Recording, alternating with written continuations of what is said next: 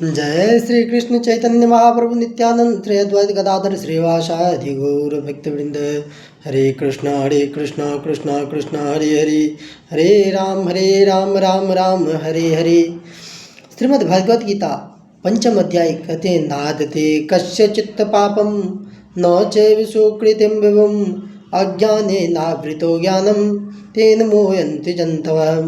परमेश्वर न तो किसी के पापों को ग्रहण करता है न पुण्यों को, किंतु सारे देहधारी जीव उस अज्ञान के कारण मोहग्रस्त रहते हैं जो उनके वास्तविक ज्ञान को आच्छादित किए रहता है। परमेश्वर जो असीम ज्ञान, धन, बल, यश, सौंदर्य तथा त्याग से युक्त है, वह सदैव आत्मतृप्ति और पाप पुण्य से अविचलित रहता है। वह किसी भी जीव के लिए विशिष्ट परिस्थिति नहीं उत्पन्न करता, अपितु जीव अज्ञान से मोहित होकर जीवन की ऐसी परिस्थिति की कामना करता है जिसके कारण कर्म तथा फल की श्रृंखला आरंभ होती है। जीव परापर प्रकृति के कारण ज्ञान से पूर्ण है, तो भी वह अपनी सीमित शक्ति के कारण अज्ञान के वशीभूत हो जाता है। भगवान सर्वशक्तिमान है किंतु जीव नहीं। भगवान विभु अर्थात सर्वज्ञ है किंतु जीव अनु है। जीवात्मा में इच्छा करने की शक्ति ही, ऐसी इच्छा की पूर्ति सर्वशक्तिमान भगवान द्वारा की जाती है।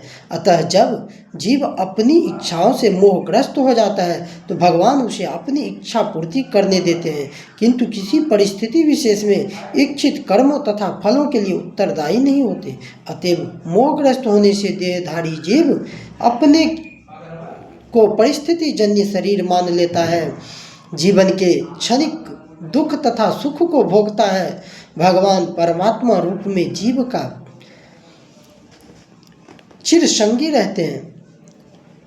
फलतः वे प्रत्येक जीव की इच्छाओं को उसी तरह समझते हैं जिस तरह फूल के निकट रहने वाले फूल की सुगंध को इच्छा जीव को बद्ध करने के लिए सूक्ष्म बंधन है। भगवान मनुष्य की योग्यता के अनुसार उसकी इच्छा को पूरा करते हैं। आपन सोची हो नहीं, प्रभु सोची तत्काल। अतः व्यक्ति अपनी इच्छाओं को पूरा करने में सर्वशक्तिमान नहीं होता, किंतु भगवान इच्छाओं की पूर्ति कर सकते हैं। वे निष्पक्ष होकर के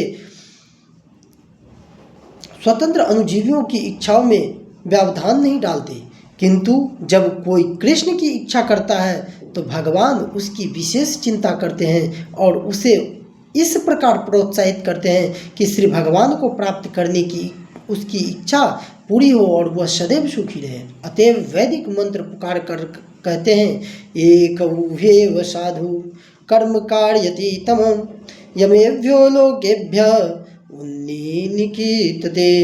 एक एव साधु कर्म कार्यति यमधो निनीकते।